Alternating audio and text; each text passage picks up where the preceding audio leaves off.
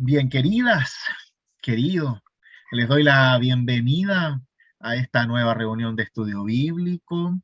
Espero que me estén escuchando bien. Vamos a iniciar con una oración y así nos ponemos en las manos del buen Dios, ¿sí? Oremos.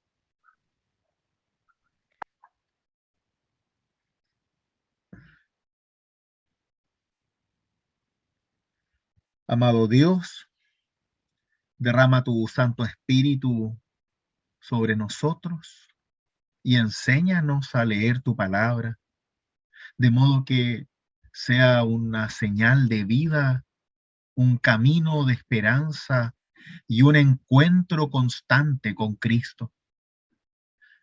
De modo que en ti no solamente encontremos letras, sino una voz de salvación que guía nuestras experiencias de fe y nos conduce de la mano a la verdadera vida en este mundo y que en Cristo nos da la vida eterna. Te lo pedimos en nombre del mismo Jesucristo nuestro Salvador. Amén.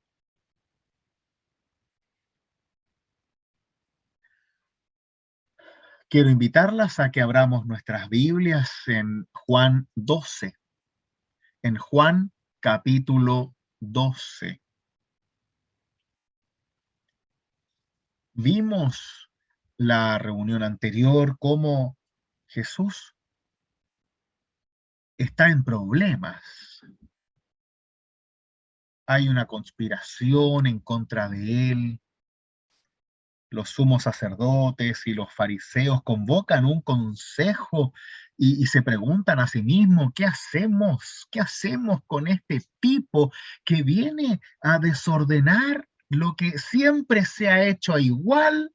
Ahora él dice que se hace distinto, que se cree distinto, que se piensa distinto. A aquellas personas que antes podíamos discriminar, con la venia de Dios, ahora tenemos que respetarlos como nuestros prójimos.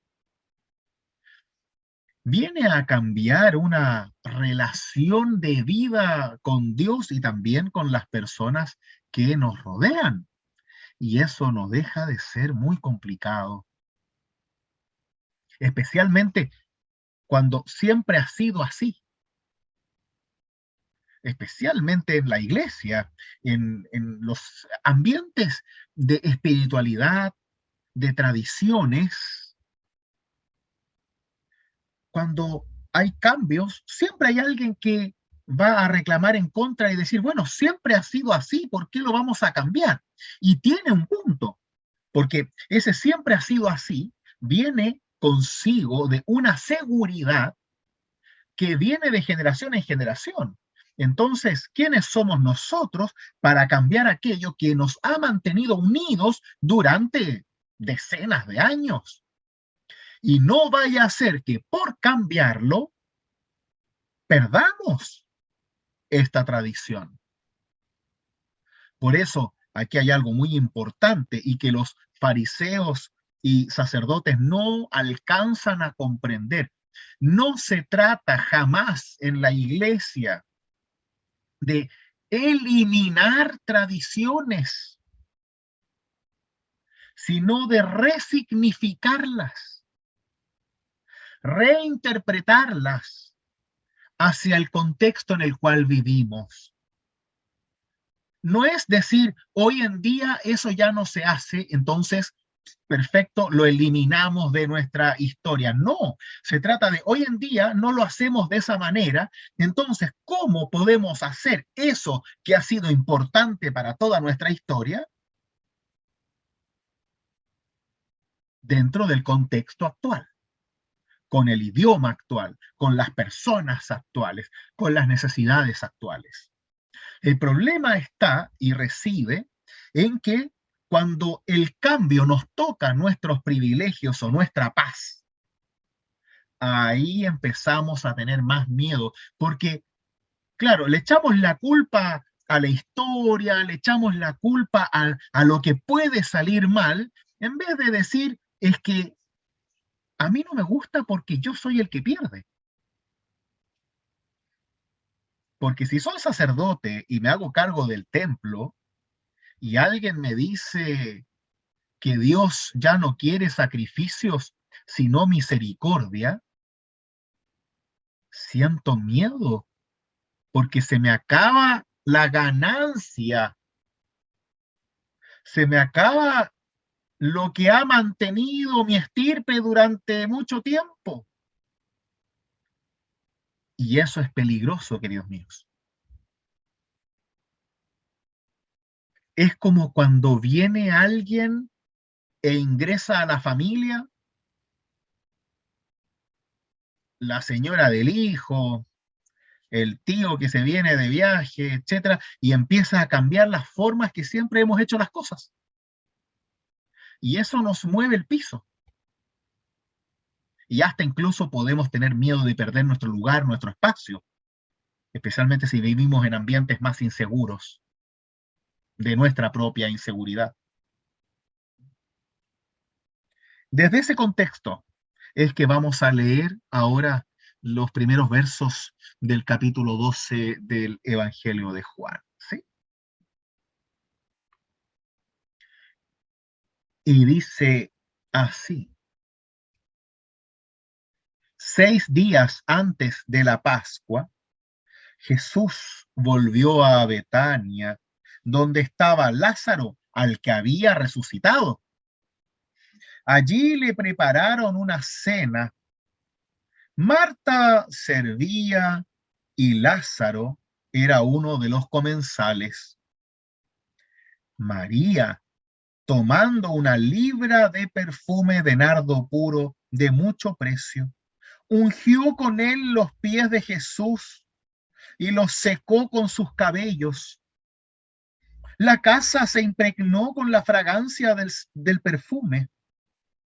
Judas Iscariote, uno de los discípulos, el que lo iba a entregar, dijo: ¿por qué no se vendió este perfume en 300 denarios para dárselos a los pobres?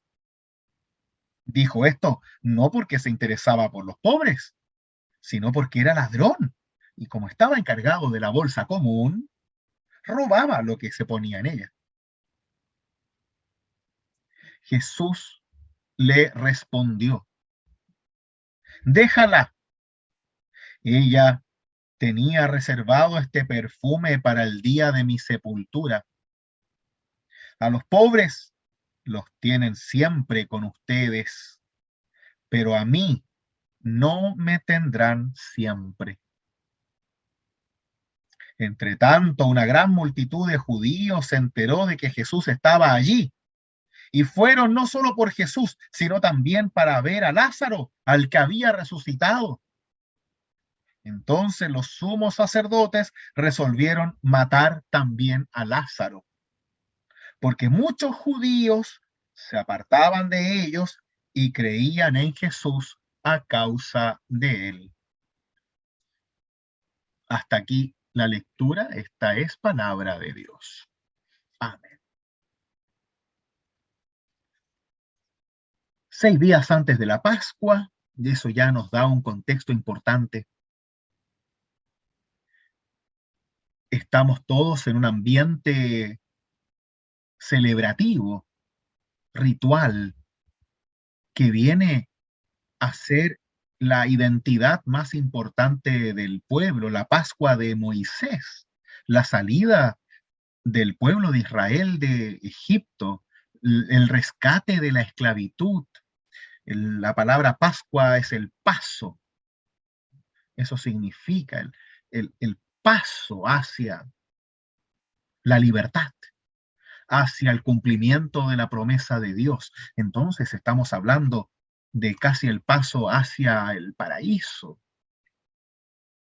Y es así como los judíos celebran esta, la fiesta más importante, con una espiritualidad muy, muy, muy profunda. Es una fiesta que dura días. Y resulta que Jesús vuelve a Betania, donde estaba Lázaro, al que había resucitado. Hace poquito estuvimos viendo el relato, ¿no?, de la reanimación de Lázaro. Justo este fin de semana, por obra y gracia del buen Dios, en el culto estuvimos leyendo desde el Evangelio de Lucas la realidad de María y Marta, ¿no? Que estaban en la casa recibiendo a Jesús y en donde Marta era aquella que servía y María aquella que escuchaba a Jesús a sus pies.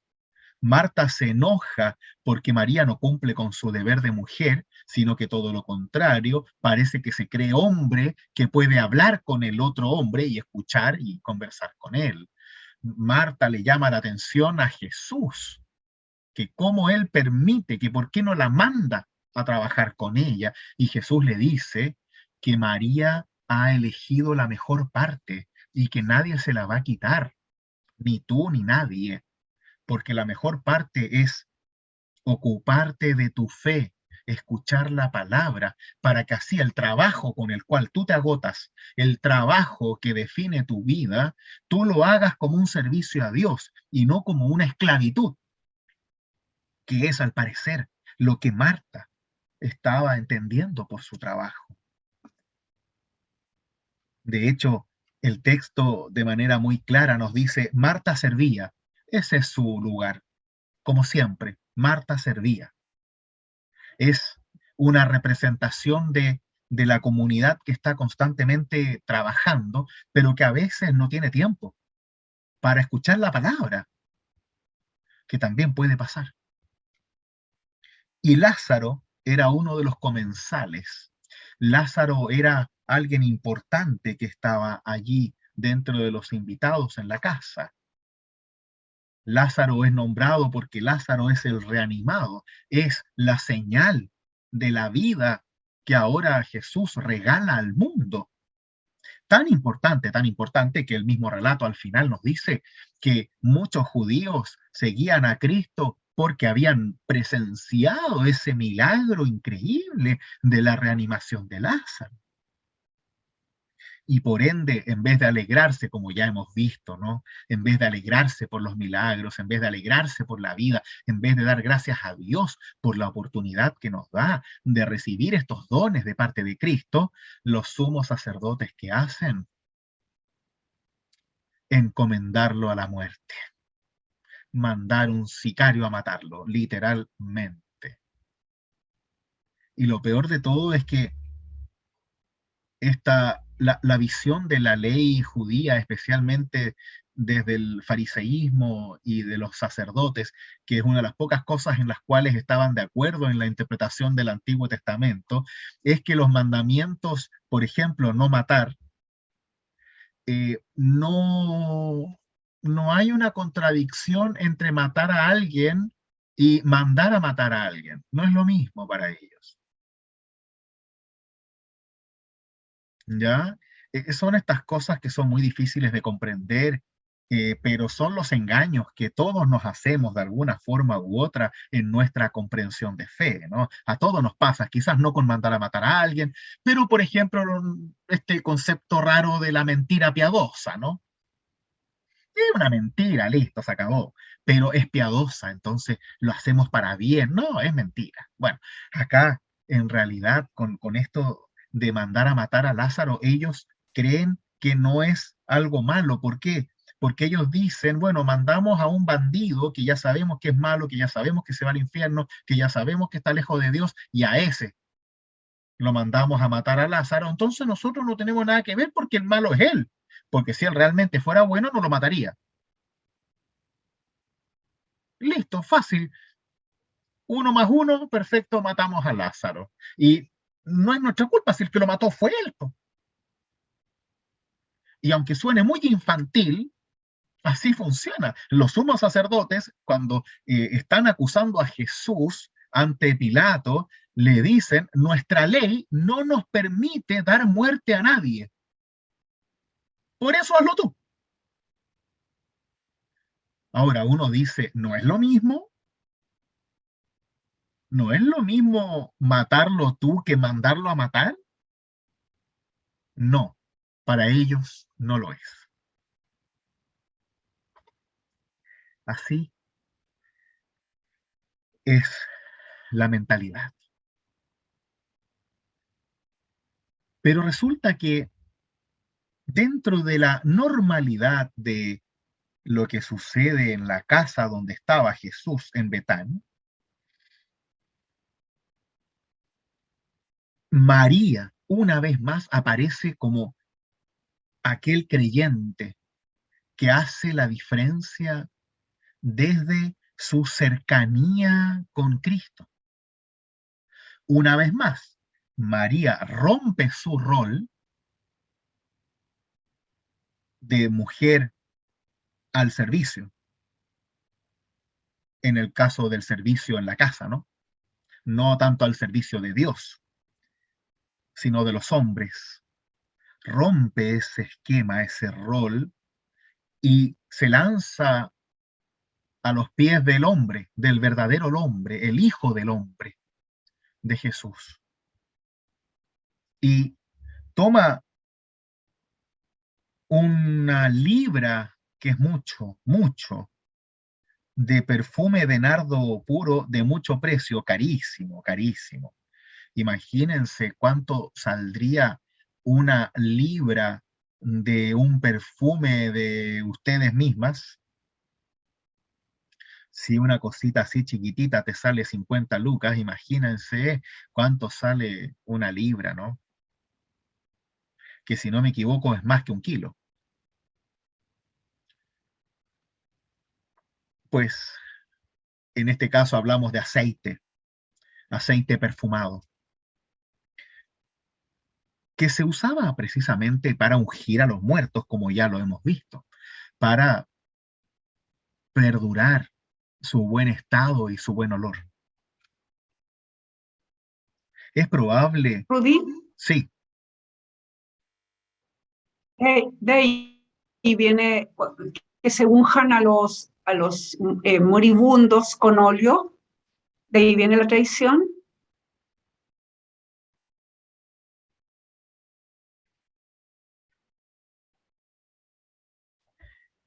no, no, porque Ya. el ungimiento con óleo viene de la función que tenía el aceite en la sanación de las personas y como medio de transmisión de la sanación de Dios. El aceite utilizado como ritual es algo así como una especie de medio conductor, como el agua para la electricidad. Por eso los ungimientos se hacían con aceite para cuando se ungía a un rey o un profeta. Eh, los procesos de sanación y de bendición también se hacen con aceite, de modo que el aceite actúa de transmisor simbólico de la actividad y la obra de Dios en ello. Por ejemplo, cuando se hace la unción de enfermos, por ejemplo, se hace la señal de la cruz con aceite sobre la frente, el pecho y la frente de la persona. Lo mismo para la confirmación, por ejemplo, o para el bautismo, como señal de la presencia de Dios. Y además que se usa poco aceite. En cambio, ante los fallecidos, se usaba mucho aceite porque había que embetunar el cuerpo, que era más una especie de pseudo embalsamiento, más que un proceso de sanación. Y además que el apóstol Pablo es el que dice que unjan con óleo a aquellos que están enfermos y confiesen sus pecados mutuamente. Así que podría ser que hay una relación entre el aceite del moribundo y el aceite del muerto, pero no estoy seguro si es que es realmente. Sí es el mismo aceite, eso sí está claro, no se usaba cualquier tipo de aceite perfumado. ¿Mm? Ahora estoy pensando que es posible que este fuera el mismo aceite que no pudieron usar para Lázaro, porque Lázaro, que estaba muerto, al parecer no fue embetunado en aceite porque Marta le dice que ya huele mal al cuarto día, y eso no debería ser.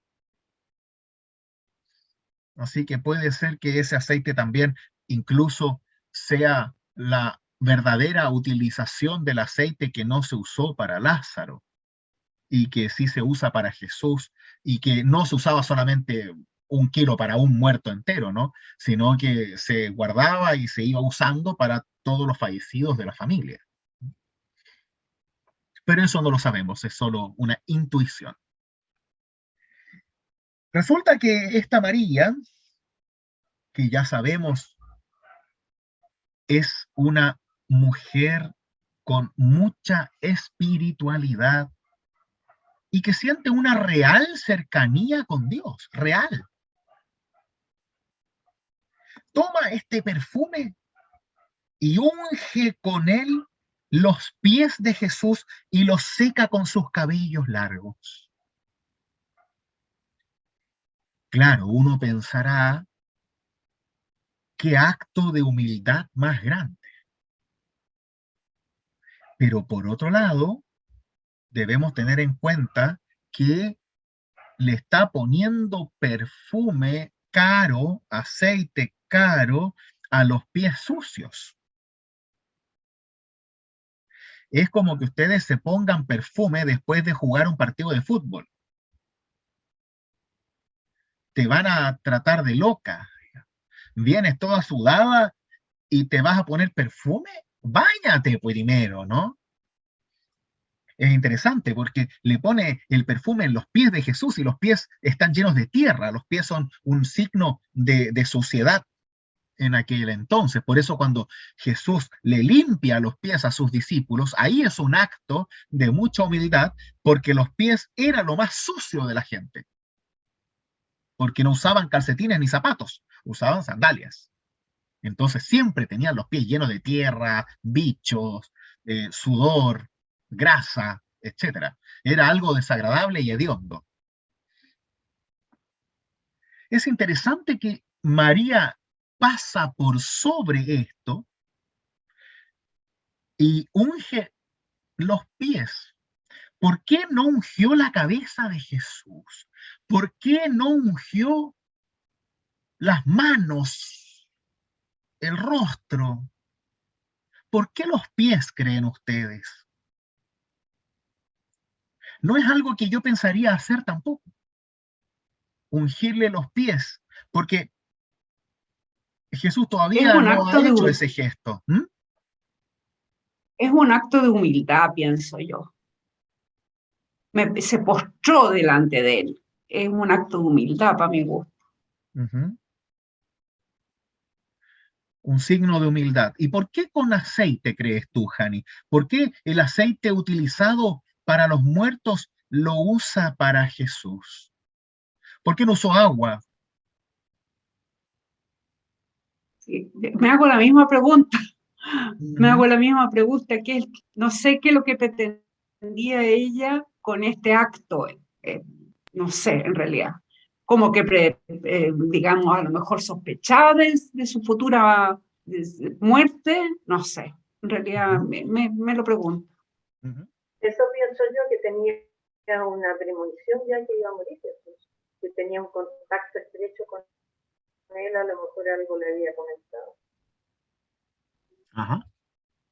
Y los pies pienso yo que podría ser por todo el camino que recorrió y todo lo que predicó, o sea, a la cantidad de gente que llegó a través de sus pies, porque era el modo de movilizarse.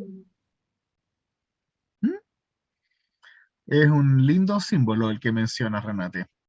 Yo pienso igual que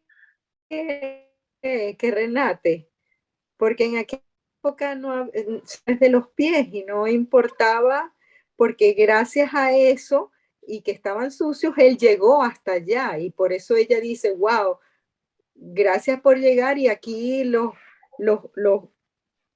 doy este perfume maravilloso porque estás con nosotros, no sé, creo yo. Ujú. Bien, bien, gracias.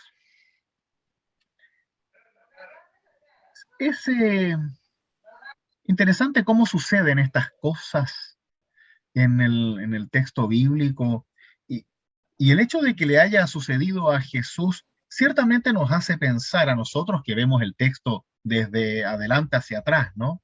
Ya sabiendo lo que sucede, ciertamente este aceite que Jesús mismo dice que lo tenía reservado para su muerte, lo cual no lo sabemos, es la interpretación de Jesús, pero no sabemos si María realmente tenía tan claro que Jesús iba a morir pronto, ¿no? Ya que era normal que los discípulos no entendieran todos los avisos de la pasión de Jesús. Puede que ella en su conexión enorme con Jesús quizás haya entendido más que el resto y sí esté preparándose o preparando a Jesús para ese momento. Ciertamente ese perfume era para los muertos, eso es así. Entonces, tiene que haber una señal, un significado que eleve a Jesús de los muertos con esa unción, ese ungimiento. Y me imagino que está cerca del significado de lo que hizo Jesús con su hermano Lázaro. Me imagino señalando que ese aceite que ya no es necesario para Lázaro, se lo da a Jesús también en una función, por un lado, de humildad y por otro lado, de adoración. Como te doy lo que tengo y esto que está reservado para la muerte, te lo quiero decir en vida. Te lo quiero dar en vida. Es como decirle te quiero a alguien antes de fallecer. Aunque nunca son suficientes los te quiero, pero uno recuerda la última vez que le dijo a esa persona te quiero. Y eso hace la diferencia. Porque sabemos que lo decimos. Aunque nunca sea suficiente, sabemos que lo hemos dicho y sabemos que el otro lo sabía. Yo creo que María necesita que Jesús vea que ella está comprometida con él, que está comprometida con la opción de vida que la fe le dio, que está comprometida hasta las últimas consecuencias, que está comprometida de tal forma que incluso sabe que la van a juzgar por el acto que está haciendo, tal como la juzgó su hermana cuando atendía y escuchaba a Jesús. Ahora sabe que va a ser juzgada por los hombres por gastar esa cantidad de aceite. Renate. A lo mejor hasta comprometida le quiere decir después de tu muerte. Claro, ese ya es el segundo nivel de interpretación, ¿no? Y quizás María está tan segura de la resurrección de Jesús que ese aceite ya no tiene sentido para ella. Y creo yo que es el mensaje más profundo, que el aceite de muerte ya no sirve, porque ahora vivimos por la resurrección, no para mantener a los muertos. ¿Ven el cambio? Como esta visión de la resurrección empieza a hacerse real. ¿Y qué es lo primero que debo dejar para creer en la resurrección? Pues dejar de tenerle terror a la muerte, dejar de ver la muerte como la separación con Dios, dejar de ver la muerte como un castigo, dejar de ver la muerte como una soledad, dejar de ver la muerte en el sentido del sepulcro, sino entender la muerte desde el sentido de Cristo, desde la cruz, desde la resurrección. Y eso hace que la muerte tome un color de vida, que la muerte tome un tono de esperanza, que la muerte tome el aroma a perfume y no el aroma a gastado, a sucio, a viejo, a podrido. Porque la muerte ya no nos pudre, la muerte ya no nos mata, sino nos lanza hacia la vida en Dios. Nos lanza hacia la esperanza concreta, segura, certera en Dios. Nos lanza a los brazos eternos y plenos de Dios. En vez de ser la muerte el símbolo de la separación, de la corrupción del cuerpo, María, al parecer, nos está mostrando que ahora esa muerte solo nos muestra a Cristo vivo, y que esa vida es realmente la que impregna la casa con la fragancia del perfume de la vida. Ya no es la fragancia del perfume de la muerte, es el perfume de la vida, de la esperanza, de la pasión, de la resurrección.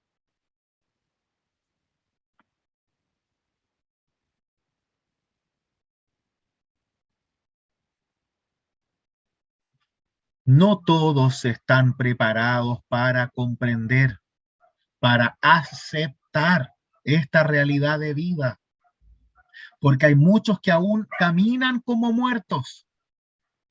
Hay muchos aún que mueren con sus muertos. Hay muchos aún que no logran comprender la profundidad de la vida que Jesús nos da. Y que solo viven la vida desde un espacio de adoración y de guía y de mandamientos. Pero nada de eso puede reemplazar la verdadera vida que Dios nos da.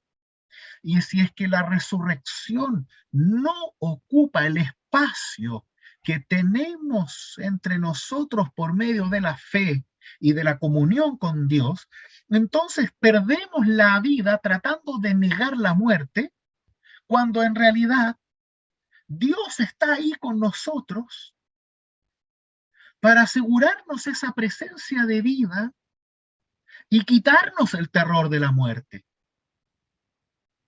Si no rompemos ese vicio de miedo, ese vicio de pérdida, no hay ganancia en Cristo. Y Cristo queda solo como un lindo mensaje. Cristo queda como un profeta que habla bonito. Y Jesús no es un profeta que habla bonito, es el Hijo de Dios que viene a salvar al mundo. Y ese es el paso que tenemos que dar. Por eso hablamos de salvación, que es una palabra que hoy en día no se entiende tanto. Y la gente pregunta, bueno, ¿salvarnos de qué? Precisamente salvarte de una vida sin Dios, salvarte de una vida en donde la muerte es eterna, salvarte de una vida sin esperanza, salvarte de una vida en soledad, salvarte de una vida sin fe, salvarte de una vida guardando el aceite para la muerte, en vez de impregnar tu vida con el aceite de la vida, con el aceite de Cristo. Andamos como muertos, sin esperanza y siendo víctimas de la muerte, en vez de ser protagonistas de la vida y utilizar todo lo que tenemos como señal de vida, hasta el aceite de muerte, como lo hace María.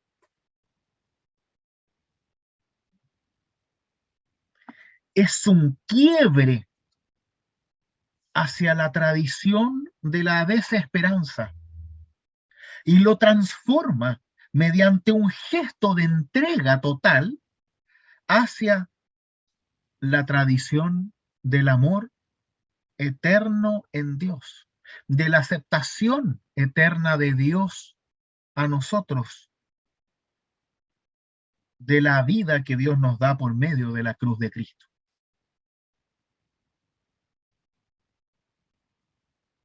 A veces incluso guardamos cosas para nuestra muerte, en vez de usarlas para la vida.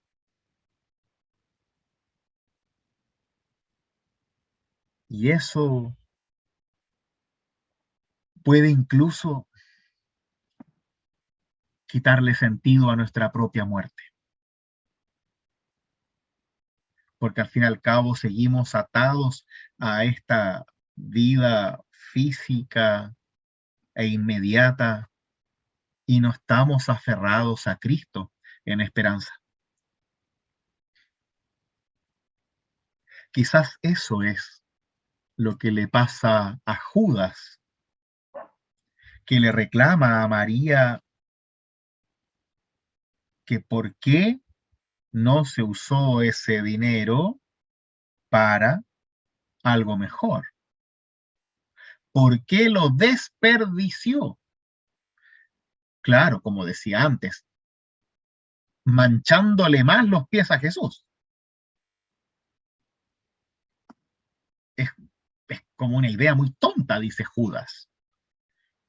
Por último, si quieres hacer un rito de ungimiento, entonces hazlo como se hacía antiguamente, que se le rociaba el aceite por la cabeza para que el aceite envolviera el cuerpo y fuera como un rito de ungimiento divino que viene desde arriba hacia abajo. Y por último, ahí Jesús hará o dirá algunas palabras mágicas y todos vemos eso que sucede, pero en los pies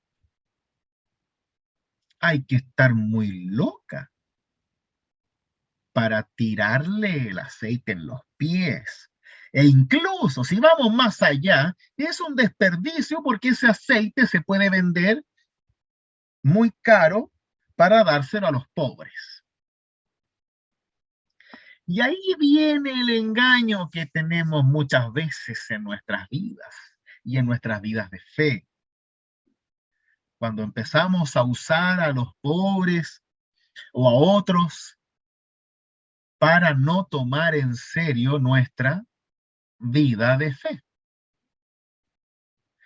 para no tomar en serio nuestro servicio a Dios en este mundo. Y acá me van a perdonar, pero yo soy un poquito radical en esta idea. Y ya lo hemos visto antes también. Pero cada vez, por ejemplo, que en diaconía, en el servicio y ayuda humanitaria, alguien dice, no puedo ayudarlos a todos, entonces no lo hago, es una simple excusa. Porque puedo ayudar a los que tengo enfrente. Pero claro, mi mente que dice, ay, pero es que no los puedo ayudar a todos. Entonces no lo hago. Listo, muy simple. Pero al que está en tu puerta, ¿sí lo puedes ayudar? Sí, puedo. Entonces hazlo. Listo, se acabó. Es que no los puedo salvar a todos. Pero al que está en tu puerta, sí. Hágalo. Listo. Pero la mente, obvio, nos dice, no, es que, a ver, es que si yo le diera a todos los que me vienen a pedir, entonces me quedo en la calle. ¿De verdad te vas a quedar en la calle? No lo creo. Eso es ser como Judas. Y claro, esos pensamientos pasan por todas nuestras cabezas, ¿no? El tema es cuánto espacio le damos y cuánta reflexión le damos, porque Judas incluso quiere ayudar a los pobres con esa plata, ¿no? Es un poco rebuscado ir a vender el aceite, que ya costaba muchísimo conseguírselo, para ayudar a los pobres. Es poco creíble, muy poco creíble. Una ofrenda, claro, ahí la tiramos directo porque es plata que entra y sale. Pero es como decir, me compro un auto para luego venderlo y dárselo a los pobres. Probablemente no. Entonces, ¿cómo nos engañamos a nosotros mismos? Y a la larga, el problema de esto no es caer en la tentación, que todos caemos y somos humanos. Lo malo de esto es que dejamos de creer, dejamos de tener a Cristo en el centro y entender que todo lo que tenemos es por Cristo también. Y que mi casa, mi auto, mi dinero, mis viajes, mis ahorros, mi jubilación, mi sueldo, el amor por mi familia, no solamente las cosas materiales, sino lo que uno es, también es de Dios. Y esto no significa ahora, claro, el chiste en donde el pastor te va a pedir que le dones todo. No, no se trata de eso. Se trata de que uno tenga la conciencia de que lo que somos y lo que tenemos es de Dios. Y que de alguna forma u otra debo alabar a Dios con eso. Debo hacer buen uso de mi vida y debo hacer buen uso de mis bienes. Y repito, esto no significa que no puedes tomarte una copa de vino en la noche o que no puedes viajar el fin de semana. No, el tema es ¿en dónde está tu Dios? Si son la copa de vino y los viajes lo que te definen, o tu servicio a Dios en el mundo. ¿Con quién compartes ese viaje? ¿Con quién compartes ese vino? ¿Cómo tú guías tus movimientos para dar gracias a Dios? ¿Qué tanto buscas servir en aquello que tú haces? Y todos hacemos cosas distintas por nuestras distintas diversidades y realidades. Algunos viajan más, otros viajan menos, otros hablan más, otros hablan menos. No importa, no es una competencia. El tema es cómo yo lo hago. ¿Qué significa eso para mí? Y cómo yo pienso en servir a Dios con aquello que yo hago. Y si realmente lo pienso, y ese es el desafío, porque siempre está la tentación de hacerse el loco de aquello que uno sabe que puede hacer y no hacerlo. Claro, por un montón de razones, que es peligroso, que es tarde, que tengo sueño, y siempre hay algo. Está la tentación de hacerlo o no hacerlo. Y ese es nuestro desafío como cristianos, porque hay muchas, muchas, muchas cosas que podemos hacer. Y la diferencia está en el que la hace y el que no la hace, cuando puede hacerlo. No se trata de ser Superman, se trata de actuar como cristianos. Es como, por ejemplo, Marina, que después de la confirmación y después de diaconía, lleva a todo el mundo para donde tiene que ir. Podría perfectamente irse rapidito para la casa en silencio y listo. Y me imagino que también lo debe pensar como ser humano, ¿no? Pucha, voy a llegar más tarde, es de noche, tengo frío. Pero hasta que se sube al auto incluso pregunta, ¿lo llevo? Y quizás la piensa. Para larga, cede al Espíritu Santo que le está gritando, llévalo, llévalo, llévalo. ¿Mm? Y claro, es una decisión, es una opción. Porque siempre está las 1000 razones que tenemos para no hacerlo, que las tenemos, o sea, obvio.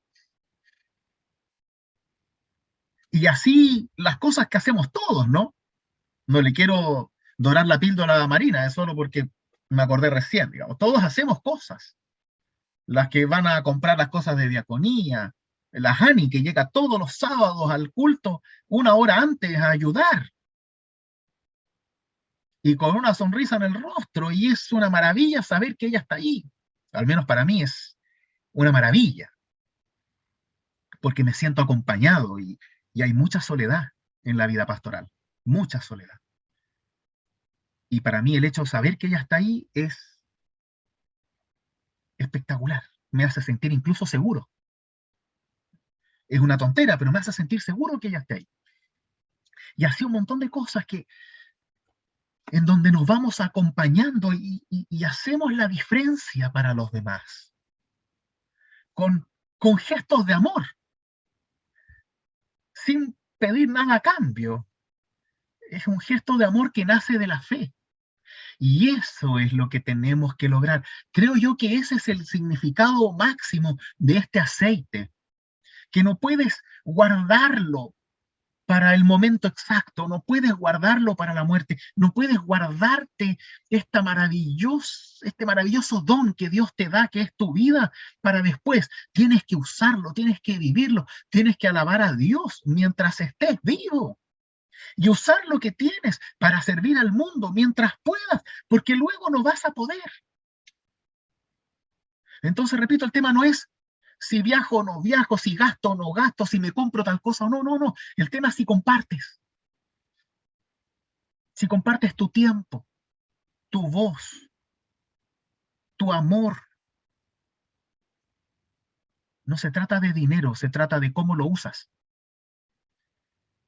Se trata de cómo usas tu tiempo para hacer de la vida de los demás una vida mejor por amor a Dios.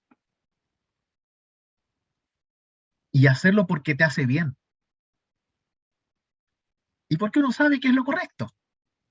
Y sí, uno llega más tarde a la casa. Y sí, habrá menos plata a fin de mes por todo lo que uno regala. Y sí, me quedaré con un par de paltas menos en el árbol. Y sí, gasto benzina, que está muy cara, claramente. Pero, ¿cómo no hacerlo? ¿Cómo no tomarse el tiempo para abrazarse, para amarse, para acompañarse?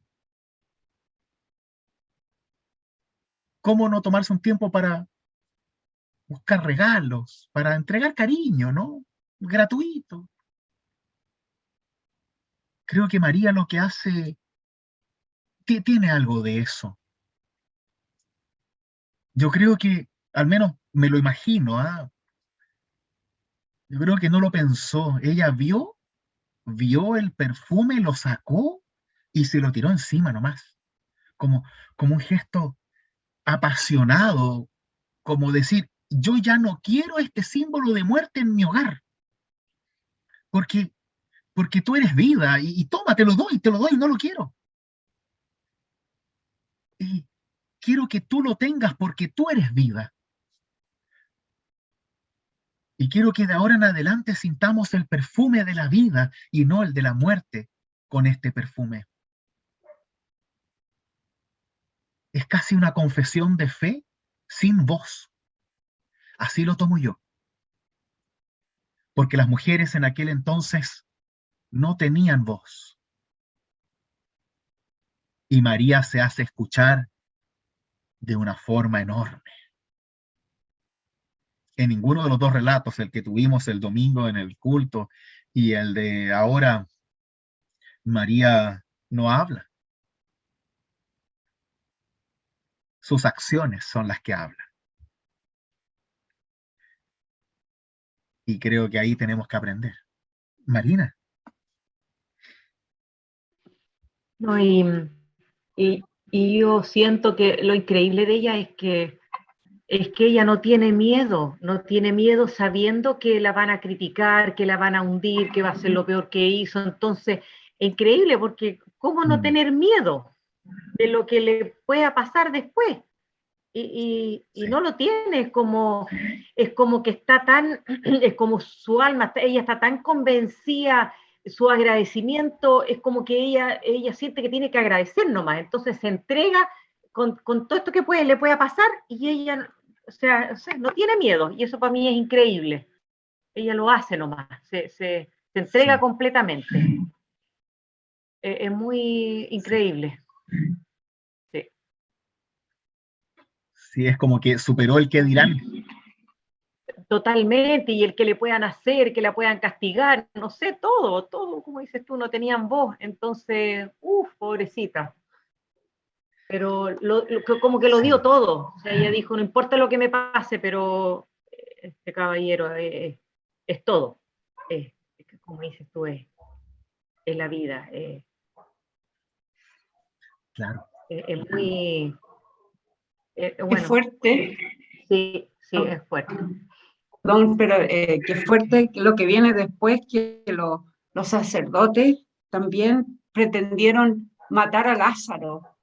O sea, porque también les hacía mucho ruido, entonces es tan fuerte todo lo que sucede, es tan macabro, que es exactamente lo que pasa ahora. También pasan ahora estas cosas. Entonces Cambio. el ser humano sigue siendo igual de tonto, por decirlo más suave. Sí. Sí. Es que muchas veces tenemos tanto miedo de cambiar que preferimos seguir muertos. Sí. Es lo que pasa mucho en la iglesia. En general hay muchas personas que prefieren que la iglesia les diga lo que tienen que hacer, lo que tienen que pensar y lo que tienen que decidir, sin espacio para que decidan por sí mismos como una opción de fe. Les gusta seguir órdenes, necesitan seguir órdenes. Fácil así, pues un rebaño. Sí, Claro. sí, sí. Por eso yo siento la Iglesia Católica es así, es muy, muy así, como de reglamentos, todo lo que tienen que hacer, lo que no tienen que Mágica. hacer. Tremendo, Creo que la gran mayoría de las tremendo, no iglesias dejan son así. pensar. Y por eso ser luterano es tan difícil, porque tienes que ser responsable de tu propia fe. Y acá no se le echa la culpa al pastor, ni al de al lado, ni nada. Hay que hacerse cargo de tu propia fe Claro. y de tus propias acciones, y no tienes que ayudar ni servir al prójimo porque ganas algo, ni por puntitos, sino porque es lo correcto nomás, sin ir más allá, sin buscar grandes razones, por puro Es tanta amor. la libertad que es todo al revés, claro. Claro. Sí, es todo al revés. Es como tú decides. Es tanta la libertad que es fácil caer en el libertinaje, si es que uno no Sí, tiene sus cosas claras, si es que uno claro, se olvida de que Dios es Dios sí. y no es tu socio, no es tu compadre, es Dios. ¿Mm? Por eso este relato es tan profundo porque nos muestra Sí. el ideal de ser humano en María, que Mm. puede entregarse a sí mismo a pesar de los temores, las tradiciones, Mm. del juicio, en adoración a Dios. Y por otro lado, los que solo buscan defender su propio nicho, su propio cuento, su propia vida, los que buscan mantenerse por sí mismos vivos y no por Dios, como Judas, y los que quieren eliminar la vida, como los sacerdotes en este relato. Ahí está la humanidad misma. El que vive para sí mismo, como Judas, y no le importa lo que haga el resto, solo quiere él, el superhombre, tenerlo todo. El que no está dispuesto a soportar la alegría, la libertad y la vida de los demás, como los sacerdotes, y al que no le importa nada más que la vida en Dios, como María. Entre esos tres extremos debemos encontrar nuestro lugar y debemos saber cuál es el aceite que debemos derramar sobre Jesús. ¿Qué es lo que debemos entregar? Y ojo, esto no se trata de cosas materiales, se trata de vida, qué decisiones debo tomar, qué caminos debo tomar para ser consecuente con mi fe. Y debo tomarme el tiempo para pensar en dónde estoy, qué es lo que hago con mi vida. Darme también el espacio de equivocarme y ver si es que realmente mi vida tiene sentido. Si estoy haciendo algo con mi vida o no. Si estoy amando. Y si me siento realmente amado o amada por Dios.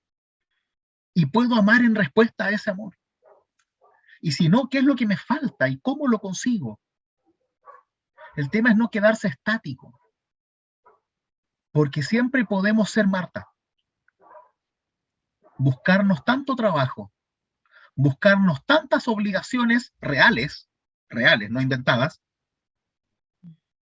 que nos demos el lujo de no hacer lo que hace María.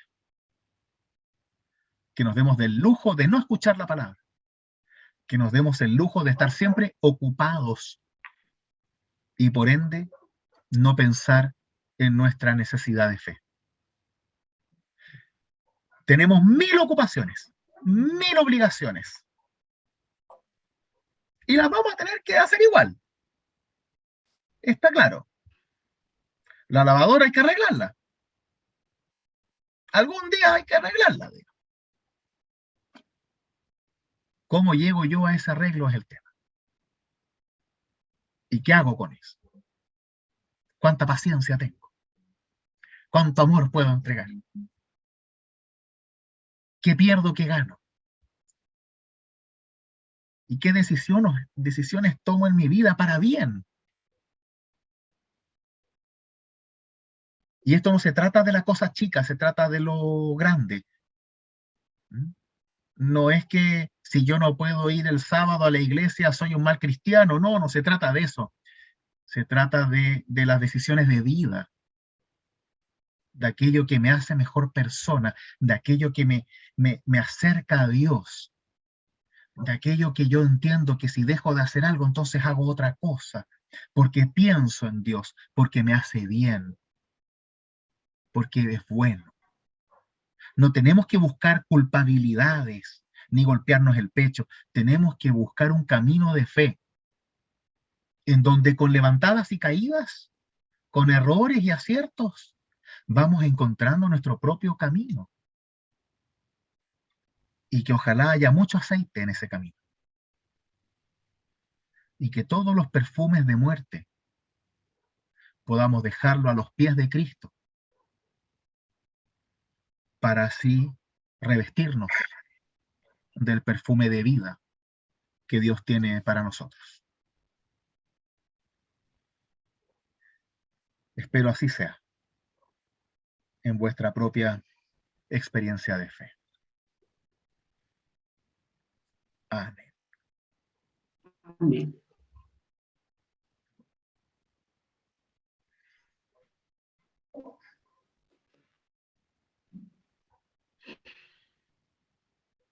Nos quedamos para adentro.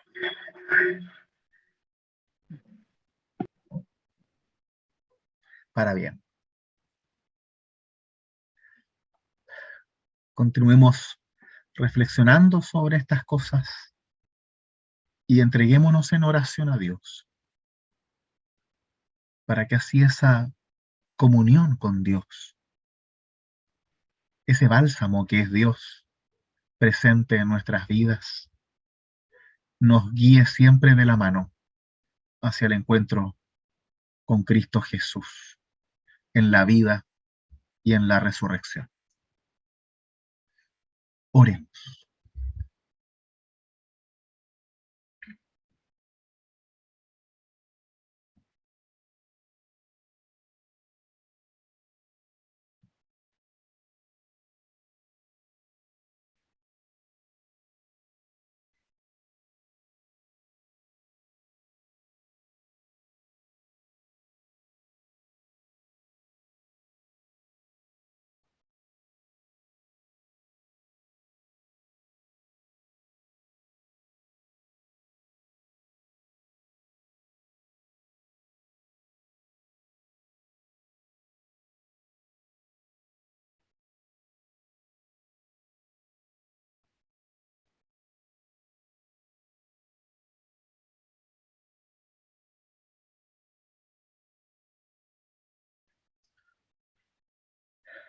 Amado Dios, gracias por darnos la esperanza de una vida contigo, de una vida que nunca termina, de una vida que ya no se centra en nuestras fortalezas y capacidades, sino en tu amor por nosotros, en la vida que tú nos das y en cómo tú transformas la muerte en vida, tal como transformaste la cruz de muerte en la cruz de resurrección.